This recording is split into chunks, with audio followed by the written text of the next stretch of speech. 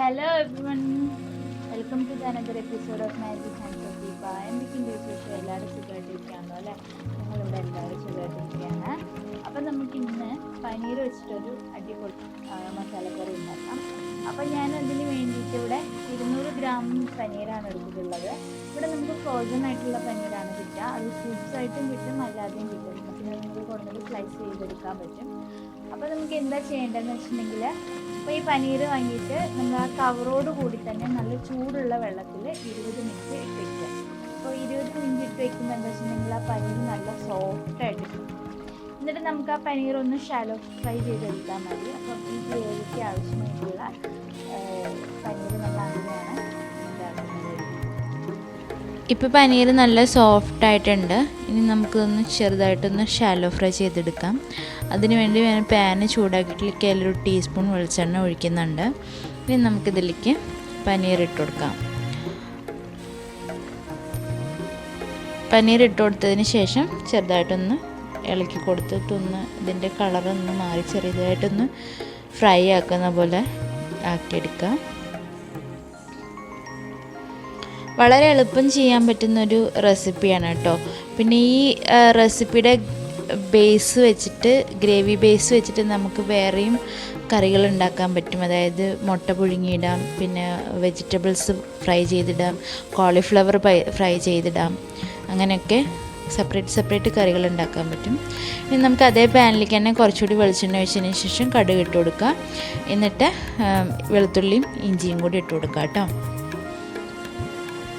അപ്പോൾ വെളുത്തുള്ളി ഇഞ്ചിയും കൂടി നല്ലപോലെ ഒന്ന് പച്ചമണം മാറുന്നിടം വരെ ജസ്റ്റ് ഒന്ന് ഫ്രൈ ആക്കി എടുക്കാം. ഇനി അതിലേക്ക് നമുക്ക് അരിഞ്ഞ് വെച്ചിരിക്കുന്ന സവോള ചേർത്ത് കൊടുക്കാം. ഞാനിവിടെ 3 വലിയ സൈസ് ഉള്ളിയാണ് എടുത്തിരിക്കുന്നത്. അതിൻ്റെ കൂടെ തന്നെ 2 വലിയ തക്കാളിയും കൂടി അരിഞ്ഞതിട്ട് കൊടുക്കാം. ഇനി നമുക്ക് കുറച്ച് കറിവേപ്പിലയും കൂടി ഇട്ട് കൊടുക്കാം. ഇതിൻ്റെ കൂടെ തന്നെ നമുക്ക് മല്ലിയിലയും കൂടി ചേർത്ത് കൊടുത്തിട്ട് നല്ലപോലെ ഒന്ന് ഇളക്കി യോജിപ്പിച്ച് കൊടുക്കാം കേട്ടോ.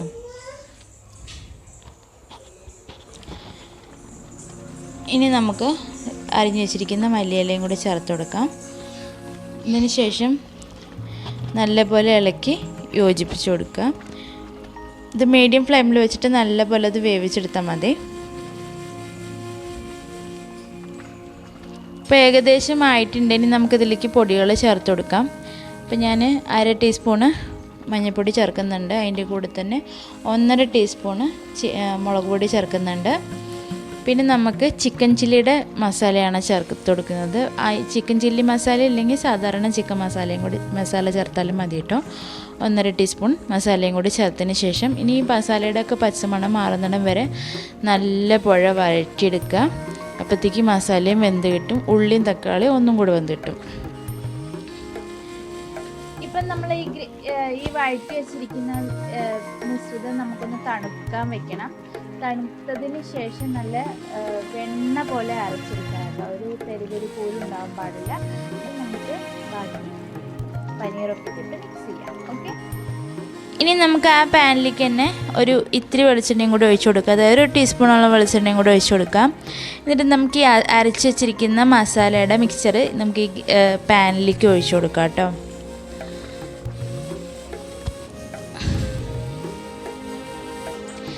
ഇനി നമുക്കിത് നല്ലപോലെ ഒന്ന് ഇളക്കി യോജിപ്പിച്ച് കൊടുക്കാം. അപ്പോൾ നിങ്ങൾക്ക് എൻ്റെ വീഡിയോസൊക്കെ ഇഷ്ടപ്പെടുകയാണെങ്കിൽ എല്ലാവരും ഒന്ന് ലൈക്ക്, കമൻറ്റ്, ഷെയർ, സബ്സ്ക്രൈബൊക്കെ ചെയ്ത് സപ്പോർട്ട് ചെയ്യണം കേട്ടോ. അപ്പം നമുക്കതിലേക്ക് 1/2 ഗ്ലാസ് തേങ്ങാപ്പാലും കൂടി ചേർത്ത് കൊടുക്കാം. തേങ്ങാപ്പാൽ ചേർത്ത് കൊടുത്തതിന് ശേഷം നല്ലപോലെ ഒന്ന് ഇളക്കി യോജിപ്പിച്ച് കൊടുക്കുക. ഇനി നമുക്കതിലേക്ക് കുറച്ച് കുരുമുളക് പൊടിയും കൂടി ചേർത്ത് കൊടുക്കാം. ഞാൻ ഏകദേശം 1/2 ടീസ്പൂണ് അല്ലെങ്കിൽ 1 ടീസ്പൂണ് കുരുമുളക് പൊടിയാണ് ചേർക്കുന്നത്. എല്ലാവരും അവരവരുടെ എരിവിനനുസരിച്ചുള്ള കുരുമുളക് ചേർത്ത് കൊടുക്കുക കേട്ടോ. ഇനി നമുക്ക് ഉപ്പും ചേർത്ത് കൊടുക്കാം.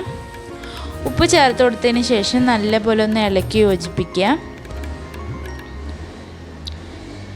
ഇനി നമുക്കതിലേക്ക് ഫ്രൈ ആക്കി വെച്ചിരിക്കുന്ന പനീർ ക്യൂബ്സും കൂടി ചേർത്ത് കൊടുക്കാം.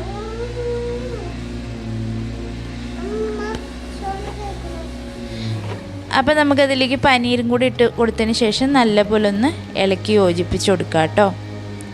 ഇത്രയേ ഉള്ളൂ, നമ്മുടെ കറി റെഡി ആയിട്ടുണ്ട്. നല്ല ടേസ്റ്റി കറിയാണ്. എല്ലാത്തിനും നന്നായിട്ട് ചേരുന്നൊരു കറിയാണ്. അപ്പോൾ ഇന്നത്തെ വീഡിയോയിൽ ഇത്രയൊക്കെ തന്നെയുള്ളൂ. അപ്പോൾ നിങ്ങൾക്ക് ഇന്നത്തെ വീഡിയോ എല്ലാവർക്കും ഇഷ്ടപ്പെട്ടെന്ന് വിചാരിക്കുകയാണെങ്കിൽ നല്ലൊരു വീഡിയോ നിങ്ങൾക്ക് അടുത്ത എപ്പിസോഡിൽ കാണാം. അതുവരെ എല്ലാവരും സന്തോഷമായിട്ട് ഇരിക്കും, ഹെൽത്തി ആയിട്ടുള്ള ഫുഡൊക്കെ കഴിക്കും. അപ്പോൾ എൻ്റെ ചാനൽ ഇഷ്ടപ്പെടുകയാണെങ്കിൽ എല്ലാവരും ഒന്ന് സബ്സ്ക്രൈബ് ചെയ്ത് സപ്പോർട്ട് ചെയ്യണം. അടുത്ത വീഡിയോ കാണാം. Thank you for watching. By.